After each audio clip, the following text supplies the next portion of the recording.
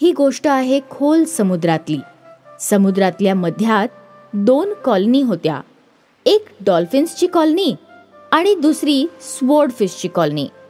या दोन्ही कॉलनीमध्ये बऱ्याचदा भांडणं व्हायची. एक दिवशीची गोष्ट आहे.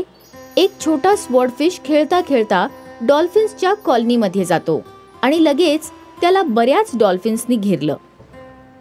ए बाळा, तू इथे शिरलास कसं काय रे? तुला माहिती नाही का, हा डॉल्फिन्सचा भाग आहे. ए बाळा, तुला काय वाटलं रे, आम्ही तुझं स्वागत करू? तू आमच्या भागात यायलाच नको होतस. ही डॉल्फिन्सची कॉलनी आहे. तुला माहिती नाही का की डॉल्फिन्स सगळ्या माशांमध्ये सगळ्यात उंच मासा आहे. हो हो, आम्ही महान आहोत. आमच्यासारखं कर्तबगार कोणीच असू शकत नाही. तेवढ्यात डॉल्फिन्सचा राजा तिथे येतो.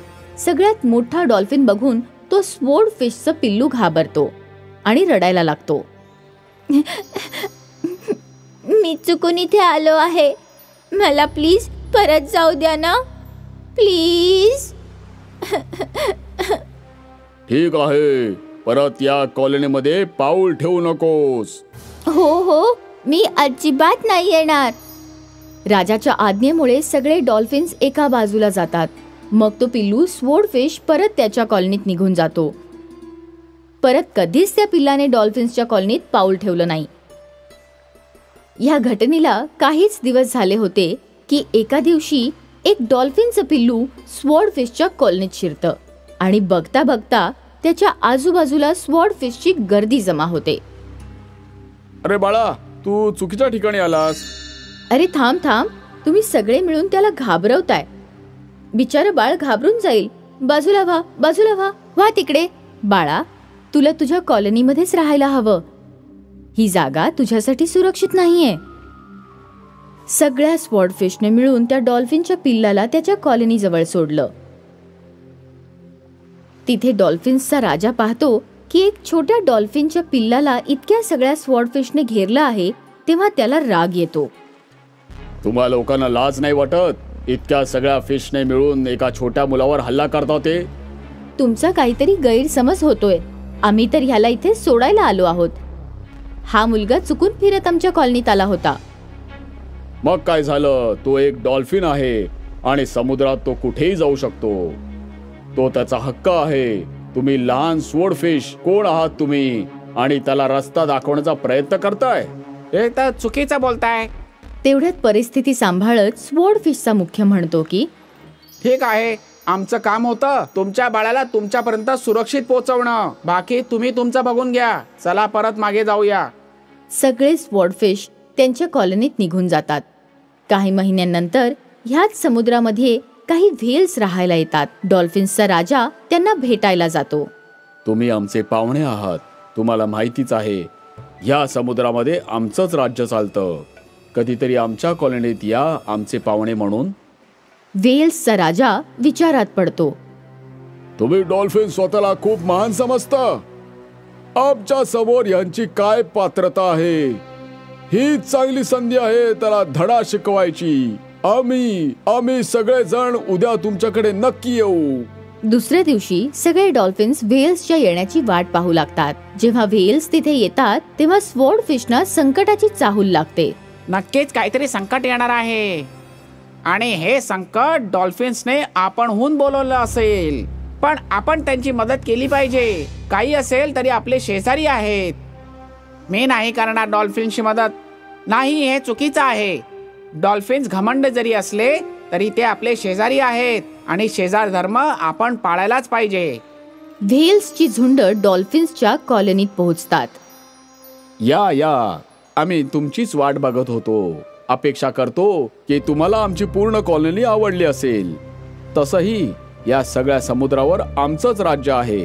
हो हो हो, तू स्वतःला समुद्राचा राजा समजतोस का? तू आमच्या समोर इतका लहान आहेस. तू विचारही कसा केलास की या समुद्रावर तुझा हक्क आहे आणि तू इथला राजा होऊ शकतोस.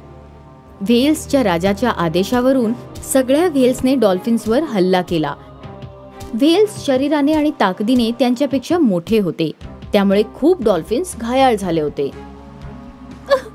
मदत करा, कुणीतरी आम्हाला मदत करा. रडणाऱ्या डॉल्फिन्सची हाक ऐकून स्वॉर्डफिशच्या माशांनी व्हेल्सना चहूकडून घेरलं. स्वॉर्डफिशने व्हेल्सवर हल्ला केला, पण तेवढ्यात डॉल्फिन्सचा राजा ओरडतो, थांबा, ही लढाई तुमची नाहीये, ही लढाई आमची आणि वेल्स मध्ये आहे. आम्ही दोघे उंच आणि खूप मोठे मासे आहोत. तुम्ही लहान माशांनी या लढाईत उडी मारायची काही गरज नाही. पण राजा, हे व्हेल्स आपल्याला मारून टाकतील. काही असो, आपली लढाई आपण स्वतः लढू. आपण जर या लहान माशांची मदत घेतली तर सगळा समुद्र आपल्यावर हसायला लागेल की डॉल्फिन्सनी स्वतःचं रक्षण स्वतः नाही केलं. एकदा पुन्हा विचार करा. आम्ही आमचा शेजार धर्म पाळायला आलो होतो, तुम्हाला कमीपणा दाखवण्यासाठी नाही. मी जे सांगितलं आहे ते अंतिम आहे. आम्हाला तुम्हा लहान माशांची मदत नकोय. निघून जा इथून. मुख्य स्वॉर्डफिशने आपल्या लोकांना आदेश दिला. मग सगळे स्वॉर्डफिश त्यांच्या कॉलनीत निघून गेले. इथे मोठ्या व्हेल्सने डॉल्फिन्सवर हल्ला चालू ठेवला. एक एक करत सगळे डॉल्फिन्स घायाळ झाले. काही डॉल्फिन्स मेले सुद्धा. आता बस, आजपासून आम्ही समुद्राचे राजे आहोत. व्हेल्सने डॉल्फिन्सची पूर्ण कॉलनी उद्ध्वस्त केली आणि मग तिथून ते निघून गेले. डॉल्फिन्सचा राजा मरून गेला. बरेच डॉल्फिन्स घायाळ झाले होते. डॉल्फिन्सना त्यांचा अहंकार नडला. या कथेने आपल्याला हेच शिकवलं की गर्व कुणाचाच टिकत नाही, मग ते गर्विष्ठ डॉल्फिन्स असतील नाहीतर गर्विष्ठ रावण असो. ही गोष्ट आहे खोल समुद्रातली. समुद्रातल्या मध्यात 2 कॉलनी होत्या. एक डॉल्फिन्सची कॉलनी आणि दुसरी स्वॉर्डफिशची कॉलनी. या दोन्ही कॉलनीमध्ये बऱ्याचदा भांडणं व्हायची. एक दिवशीची गोष्ट आहे. एक छोटा स्वॉर्डफिश खेळता खेळता डॉल्फिन्सच्या कॉलनीमध्ये जातो आणि लगेच त्याला बऱ्याच डॉल्फिन्सनी घेरलं. ए बाळा, तू इथे शिरलास कसं काय रे? तुला माहिती नाही का, हा डॉल्फिन्सचा भाग आहे. ए बाळा, तुला काय वाटलं रे? आम्ही तुझं स्वागत करू?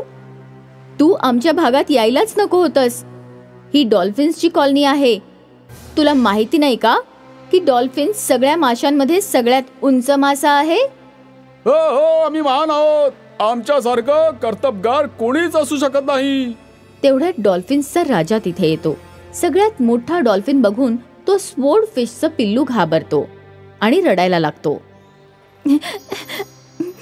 मी चुकून इथे आलो आहे, मला प्लीज परत जाऊ द्या ना, प्लीज.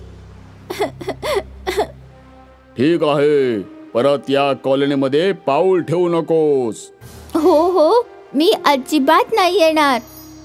राजाच्या आज्ञेमुळे सगळे डॉल्फिन्स एका बाजूला जातात. मग तो पिल्लू स्वॉर्डफिश परत त्याच्या कॉलनीत निघून जातो. परत कधीच त्या पिल्लाने डॉल्फिन्सच्या कॉलनीत पाऊल ठेवलं नाही. या घटनेला काहीच दिवस झाले होते की एका दिवशी एक डॉल्फिनचं पिल्लू स्वॉर्डफिशच्या कॉलनीत शिरतं आणि बघता बघता त्याच्या आजूबाजूला स्वॉर्डफिशची गर्दी जमा होते. अरे बाळा, तू चुकीच्या ठिकाणी आलास. अरे थांब थांब, तुम्ही सगळे मिळून त्याला घाबरवताय. बिचारं बाळ घाबरून जाईल. बाजूला व्हा, बाजूला व्हा, व्हा तिकडे. बाळा, तुला तुझ्या कॉलनीमध्येच राहायला हवं.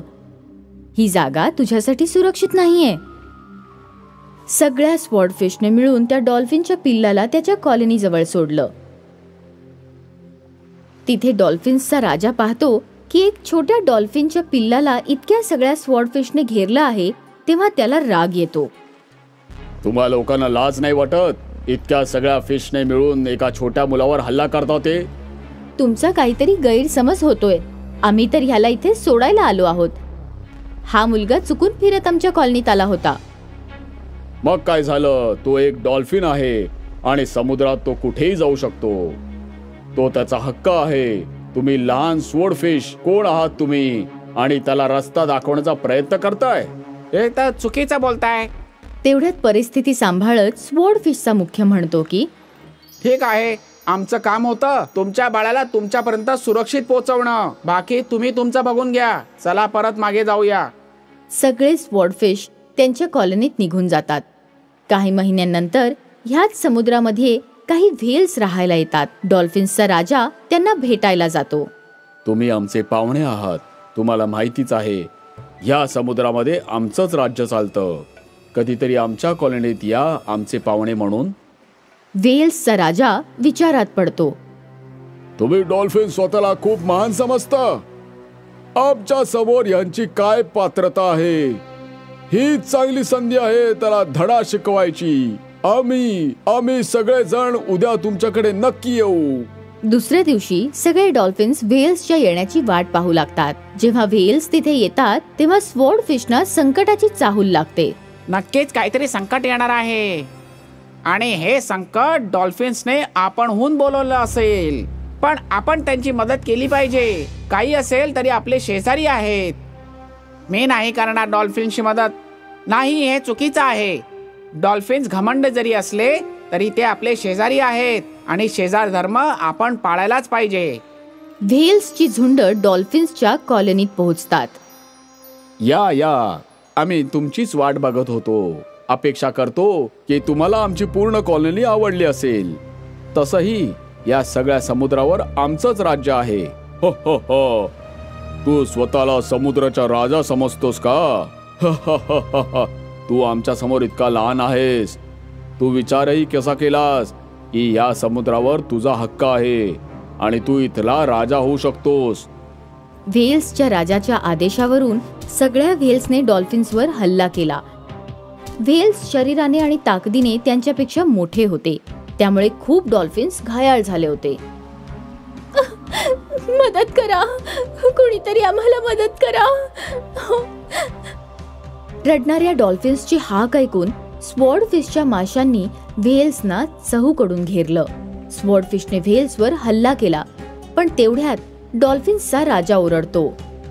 थांबा, ही लढाई तुमची नाहीये. ही लढाई आमची आणि व्हेल्स मध्ये आहे. आम्ही दोघे उंच आणि खूप मोठे मासे आहोत. तुम्ही लहान माशांनी या लढाईत उडी मारायची काही गरज नाही. पण राजा, हे व्हेल्स आपल्याला मारून टाकतील. काही असो, आपली लढाई आपण स्वतः लढू. आपण जर या लहान माशांची मदत घेतली तर सगळा समुद्र आपल्यावर हसायला लागेल की डॉल्फिन्सनी स्वतःचं रक्षण स्वतः नाही केलं. एकदा पुन्हा विचार करा. आम्ही आमचा शेजार धर्म पाळायला आलो होतो, तुम्हाला कमीपणा दाखवण्यासाठी नाही. मी जे सांगितलं आहे ते अंतिम आहे. आम्हाला तुम्हा लहान माशांची मदत नकोय.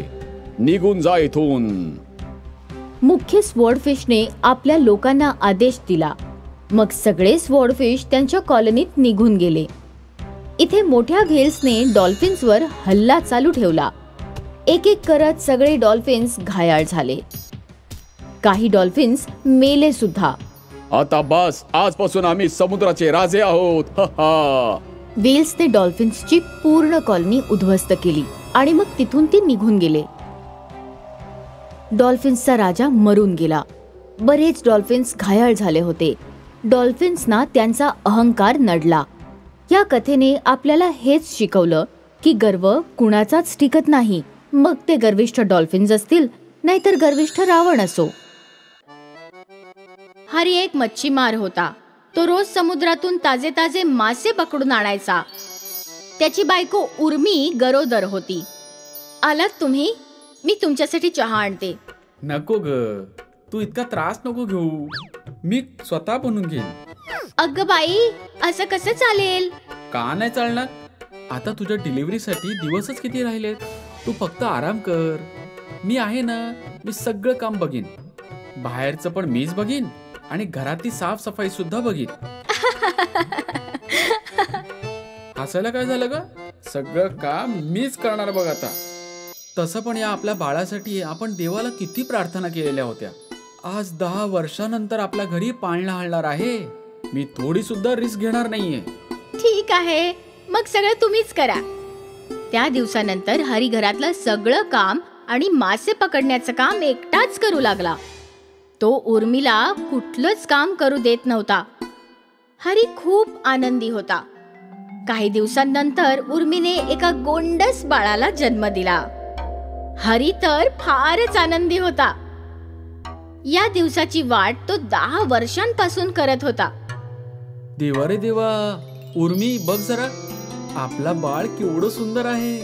असणारच, तुमचाच मुलगा तर आहे. आता याचं नाव काय ठेवणार आहे? याचं नाव जय ठेवूया. वाह, छान नाव आहे.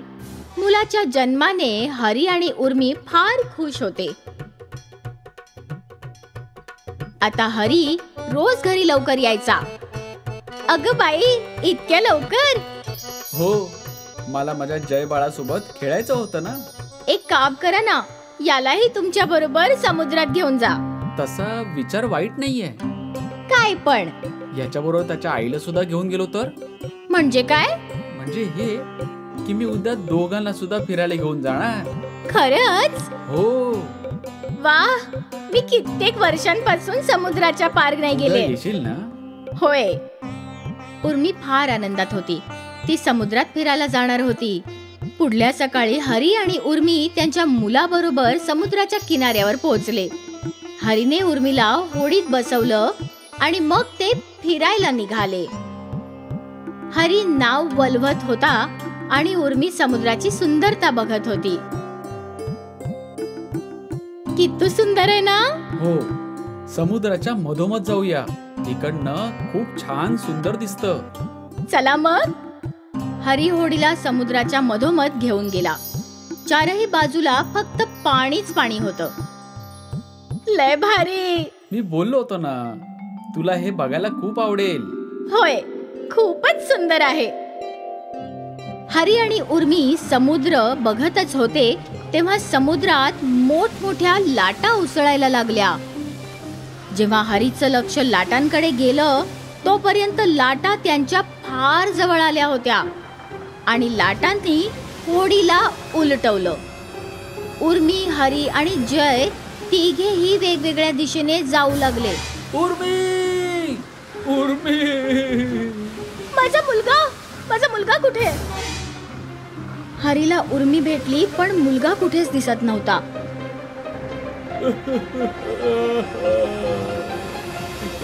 उर्मी. हरी रडत रडत उर्मीला किनाऱ्यापर्यंत घेऊन आला आणि दोघे किनाऱ्यावर रडू लागले. माझा जय, माझा जय.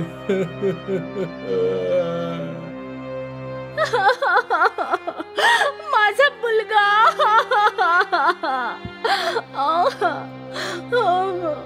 10 वर्षांनंतर हरी आणि उर्मीला मुलगा झाला.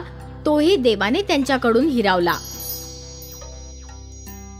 लहान जय समुद्रात वाहत वाहत डोंगर असलेल्या एका भागात पोहोचला. तेव्हा एका गारुड्याचं लक्ष त्या मुलाच्या रडण्याकडे गेलं.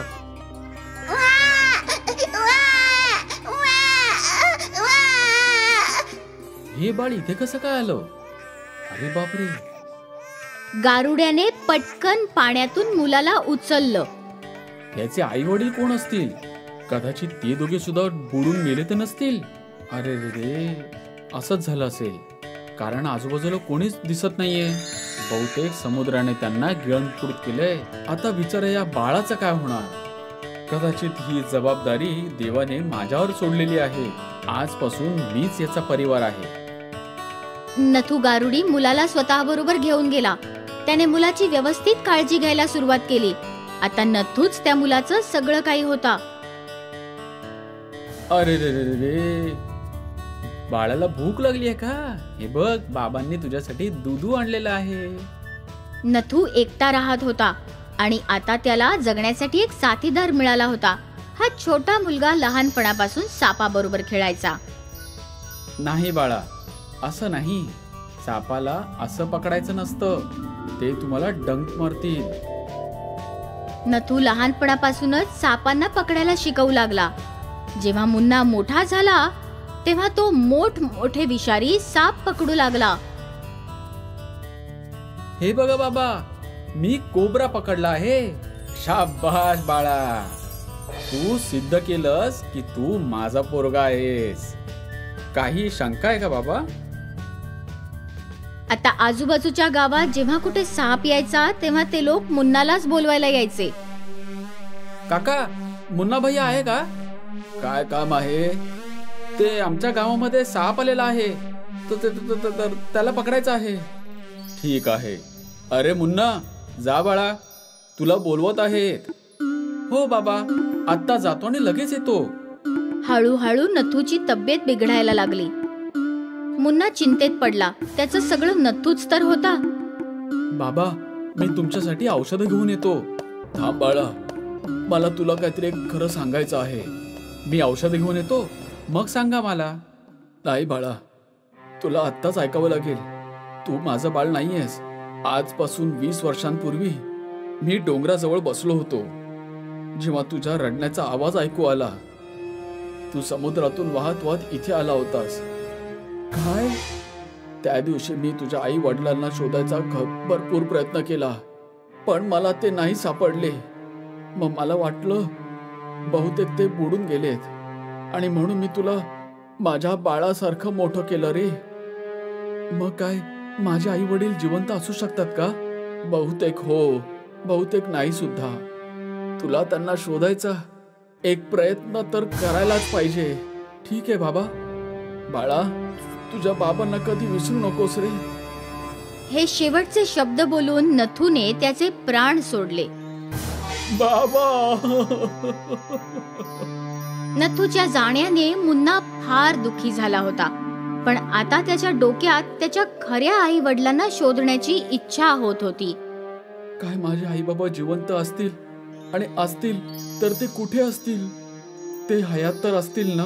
आणि हयात असतील, मला एक प्रयत्न तर करायलाच पाहिजे. मुन्ना हे ध्येय ठेवून तो होडी घेऊन निघाला. तो त्याच समुद्रात आपल्या आई वडिलांना शोधत होता. आज 20 वर्षांनंतर तो पुन्हा त्याच जागी आला होता, समुद्राच्या मधोमध. आणि आजही 20 वर्षांनंतर त्याच्या समोर मोठमोठ्या लाटा आल्या. यावेळेसही लाटांनी त्याची होडी उलटवली. वाचवा, वाचवा. मुन्ना पोहण्याचा प्रयत्न करत होता, पण खोल समुद्रात तो पोहू शकत नव्हता. त्याचा आवाज ऐकून एक मच्छीमार त्याच्या जवळ आला.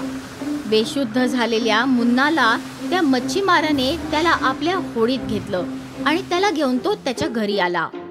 तिथे वैद्याने मुन्नावर उपचार केले. कितीतरी दिवस मुन्ना बेशुद्ध होता. एक दिवस एक साप हरीच्या झोपडीत आला.